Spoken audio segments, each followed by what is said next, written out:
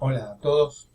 Hace unos días se dio a conocer un fallo de primera instancia que todavía no está firme, referido a una demanda exitosa contra una tabacalera por los daños sufridos por el consumidor, por el fumador. El fallo resuelve en forma bastante similar a lo que hizo una de las salas de la Cámara Nacional en lo Civil en el año 2019. Este otro caso se encuentra en este momento en la Corte Suprema vía recurso extraordinario. Son casos bastante similares. En este de primera instancia se hizo lugar a la demanda, se condenó a indemnizar y además se impuso un daño punitivo, una multa en concepto de daño punitivo por 2,5 millones de pesos, más allá de los montos indemnizatorios. Ambos fallos los van a encontrar junto a este video. Lo interesante del caso es, primero que nada, el encuadre. Ya se habrán dado cuenta que al aplicarse daño punitivo, el caso quedó encuadrado en la Ley de Defensa del Consumidor. Si no, no se podría haber aplicado daño punitivo. En este caso, resuelto en primera instancia, hace pocos días, el actor sufrió un infarto de miocardio en el año 2013. Por la época, se dan cuenta ustedes que se aplicó el régimen del Código Civil derogado y de la Ley de Defensa del Consumidor sin las modificaciones que tuvieron lugar vía Ley 26.994. Es importante esto tenerlo en cuenta por lo siguiente. Una de las defensas de la demandada fue una excepción de prescripción. La demandada entendía que estábamos ante un caso de responsabilidad extracontractual y por lo tanto que debía aplicarse el plazo de 2 años vigente en la época del Código Civil actualmente derogado. Van a ver ustedes que el juez entiende que el plazo que corresponde aplicar no es el del Código Civil derogado, sino el de la Ley de Defensa del Consumidor.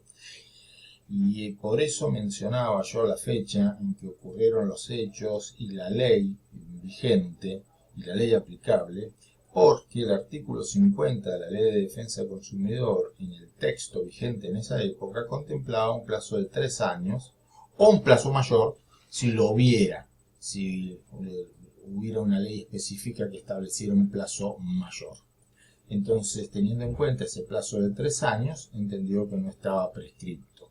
Ahora bien, dos cosas hay que analizar. Una es a partir de cuándo correría ese plazo. Para la demandada, desde que el actor tuvo conocimiento de los efectos nocivos del tabaco, ahí ya tenía acción. Y por las campañas publicitarias realizadas hace muchos años, el actor conocía los efectos nocivos del tabaco y por lo tanto la acción estaría prescripta. El juez, con muy buen tino, entendió que no, que el plazo corre desde que el actor tiene un conocimiento de que ese consumo de tabaco le produjo un efecto perjudicial a él, no desde que tiene un conocimiento abstracto o general de que el tabaco es nocivo. Y él tuvo ese conocimiento, entiende el juez, cuando se le produjo este infarto de miocardio que fue en el año 2013. Como la demanda se presentó en el año 2015, no había prescripción. Ese es un tema interesante a tener en cuenta. 50. El otro tema interesante es que, encuadrado el caso en la Ley de Defensa del Consumidor, el artículo aplicable es el artículo 40 de la Ley de Defensa del Consumidor. ¿Qué hubiera pasado con el código nuevo? Con el actual régimen se modificó el artículo 50 de la Ley de Defensa del Consumidor y ahora ese artículo 50 no tiene ningún plazo de prescripción. Pero la solución hubiera sido similar. ¿Por qué?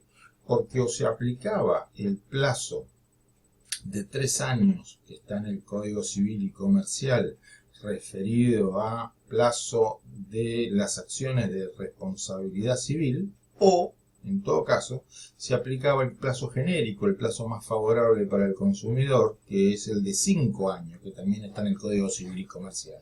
O sea que en este caso no habría inconveniente, la solución hubiera sido la misma.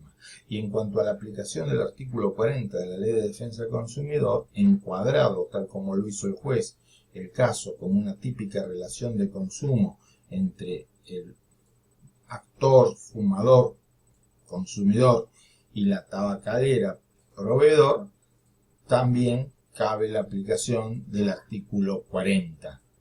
Y ustedes recuerdan que el artículo 40 de la Ley de Defensa del Consumidor regula la cuestión de la responsabilidad por daños producidos, entre otras cosas, por vicio o riesgo de la cosa.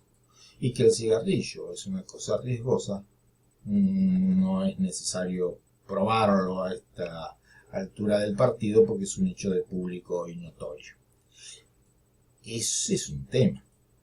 Tema muy distinto es que el cigarrillo, el consumo de cigarrillo, haya producido el infarto de miocardio, o sea, el daño que se está reclamando.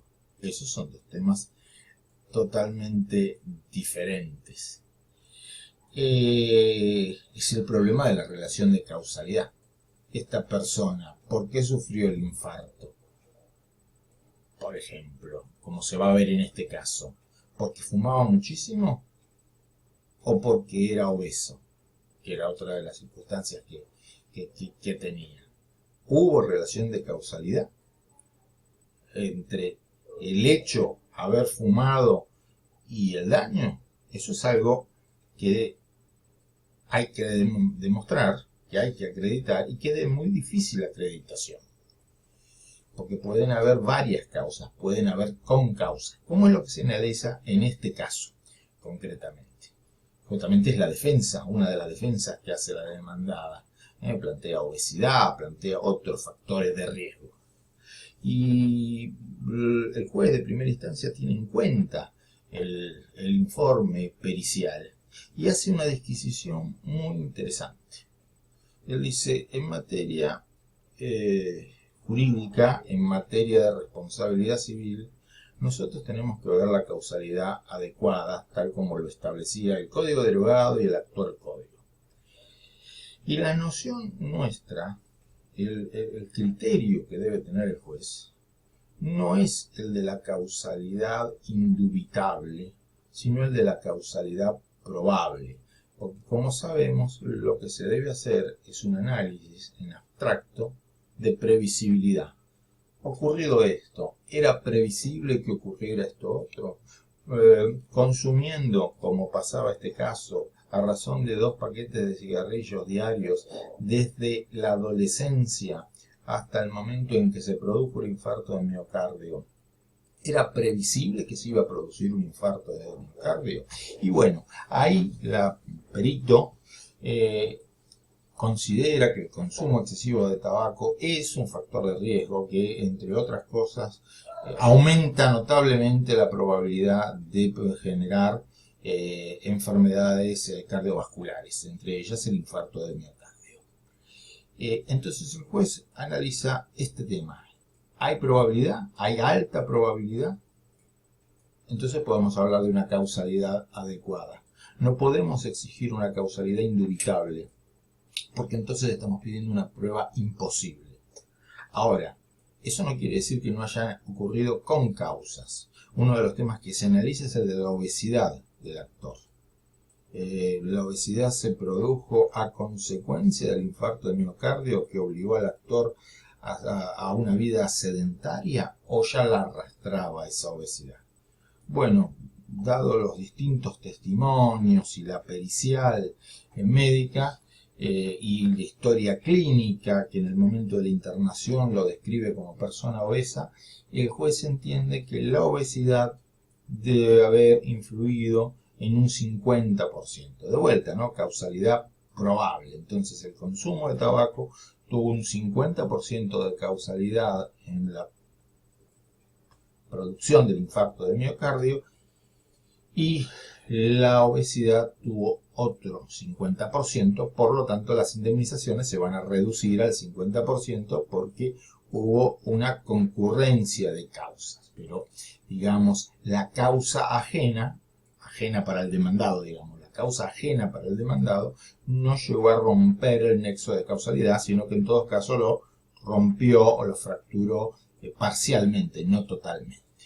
Ese es otro tema muy interesante de análisis. Se tiene muy en cuenta la pericial médica, muy en cuenta la pericial médica, y se hace un análisis, a mi juicio, bastante interesante respecto de lo que llamaríamos la relación de causalidad para los juristas, que es diferente tal vez de la relación de causalidad para otros científicos, como pueden ser los médicos o los físicos.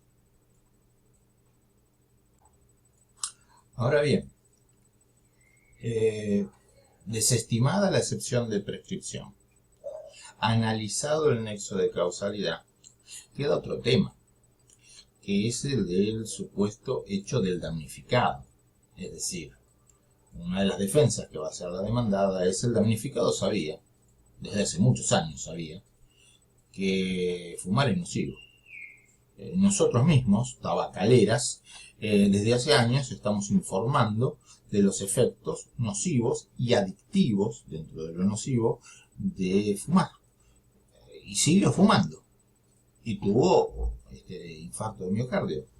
Bueno, es la conducta de la víctima. ¿Por qué tenemos que responder? Es una defensa que están intentando las tabacaleras en diversos juicios. Lo destacan en este mismo expediente, y el juez, van a ver ustedes que hace muchas referencias a este caso resuelto, el caso Quibi, resuelto en el año 2019 por la Cámara Nacional de lo Civil, que, como les decía, está en recurso extraordinario ante la Corte Suprema de Justicia de la Nación. Entonces se insiste mucho en ese tema. Hecho del damnificado, como antes se decía, culpa de la víctima. El juez de primera instancia va a tener en cuenta dos cuestiones.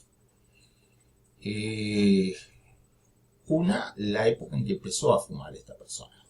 En su adolescencia, pasaron muchos años de eso, cuando no había ese tipo de información. Y al contrario, no solo que no había ese tipo de información, sino que la publicidad de la época estimulaba a fumar. Fumar era una cosa que tenía cierta relevancia social, que hacía a la hombría, inclusive publicidades que resaltaban la virilidad de fumar, que incluso asimilaban o relacionaban el consumo de cigarrillo con la realización de actividades deportivas, casi como si fuera algo saludable. A todos nos ha pasado en la adolescencia, que tenemos determinada edad, de que, bueno, fumar te hacía ser parte de un grupo de gente, y ahí empezó. Y la misma demandada está insistiendo en que el cigarrillo, especialmente la nicotina, genera adicción. La misma demandada ahora lo informa desde hace años y lo menciona al contestar la demanda. Entonces, esa adicción que tenía presumiblemente el actor, evidentemente afecta la voluntad. Ahora hay información. El juez entiende que no hay suficiente información, que la información que se da no alcanza, pero además está este tema de adicción. Esto es una cosa bastante clara. Resulta muy contradictorio y agrego yo hasta perverso informarle a alguien: esto te va a hacer adicto y te va a hacer mal, pero te lo sigo vendiendo. No vas a poder dejarlo o vas a tener terribles dificultades para dejarlo. Yo te aviso de eso. De hecho ya tenés dificultades, pero te lo sigo vendiendo. Entonces el juez entiende que la voluntad de la persona está afectada. Una cosa es lo que racionalmente podemos saber, ¿sí? Sabemos que el cigarrillo hace mal, y otra cosa es la necesidad hasta orgánica de fumar, producido por la adicción que generan ciertos componentes y aditivos de los cigarrillos que inducen a un mayor consumo. Entonces, pues tiene esto en cuenta y dice: la defensa o la excepción de hecho del damnificado no es de recibo por estas cuestiones, porque el damnificado no tenía, diríamos nosotros, suficiente libertad como para poder dejar de consumir. Y agrego yo, hay un tema que me parece muy interesante, y es que este es un caso encuadrado en el artículo 40, un caso de responsabilidad objetiva, y muchas veces se generan esas discusiones eternas de, por ejemplo, en este caso, ¿qué culpa tiene la tabacalera si la gente sigue consumiendo? ¿Qué culpa tiene? ¿Qué culpa tiene? La gente es grande, la gente es responsable y sigue fumando. En un régimen de responsabilidad objetiva, discutir o hablar de culpa del presunto responsable es entrar en una discusión sin sentido, porque el régimen de responsabilidad objetiva no está fundado en la culpa del responsable. Es un régimen de distribución social de riesgos. Es un régimen en el que el legislador entiende que en determinadas circunstancias determinadas personas tienen que hacerse cargo de los riesgos de los productos que lanzan al mercado, por ejemplo, sean o no sean culpables. Ya el actual Código Civil es bastante claro al respecto en su definición. Es irrelevante la culpa del presunto responsable. No se analiza eso, no se estudia eso. Se estudia, se analiza si ese, por ejemplo, si esa cosa produjo el daño. Si esa cosa produjo el daño, si hay relación de causalidad, el responsable responde. Porque justamente el responsable, que en este caso sería la tabacalera, no le alcanza con decir nosotros no somos culpables. Es irrelevante discutir la culpabilidad. No estamos castigando a la tabacalera en la faz resarcitoria. La estarán castigando o disuadiendo al aplicarle el daño punitivo. Pero eso es un tema aparte, esa es una multa. Pero en la faz meramente resarcitoria, lo que se está haciendo es una distribución social de riesgos. Una distribución social de riesgos. No se está discutiendo la culpa o no culpa del demandado. Lo que se está planteando ahí es: señor, usted tiene una actividad, usted produce una cosa que puede producir determinados perjuicios. Tiene que hacerse cargo de esos perjuicios. ¿Cuál es la idea del legislador? Que de esa manera el productor de esa cosa dañosa tome mayores recaudos para disminuir el riesgo. Es decir, hablando concretamente, que no se limita a decir: mire que le estoy vendiendo algo que es adictivo y dañino para la salud, sino que, por ejemplo, si sigue vendiendo eso, disminuya, ¿no?, haga investigaciones tendientes a lograr sacar un producto con menos adicción y con menos perjuicios, o sino que se retire del mercado directamente. Pero si sigue estando en el mercado, porque la actividad no está prohibida, sino que está limitada en su publicidad, por ejemplo, en su difusión, que afronte los perjuicios que puede tratar, los perjuicios que puede llegar a producir. Es simplemente eso, hacerse cargo, así como recibe las ganancias, hacerse cargo de los perjuicios, en lugar de que se tenga que hacer cargo, por ejemplo, el sistema de salud público o privado, con la cantidad de personas que se enferman como producto de el consumo de cigarrillo. Entonces, el fallo es muy interesante, veremos qué dice la Cámara, veremos qué dice la Corte, porque este tipo de casos es indudable que van a parar a la Corte Suprema de Justicia de la Nación. En este caso se identificó a una tabacalera específica. Podría no haberse identificado a una tabacalera específica, porque esta persona podría haber fumado distintas marcas de cigarrillo, podría haber ido contra varias de ellos, y ahí se podría haber planteado toda una discusión respecto de cuál tiene mayor responsabilidad, en el sentido de cuál tiene una mayor causalidad.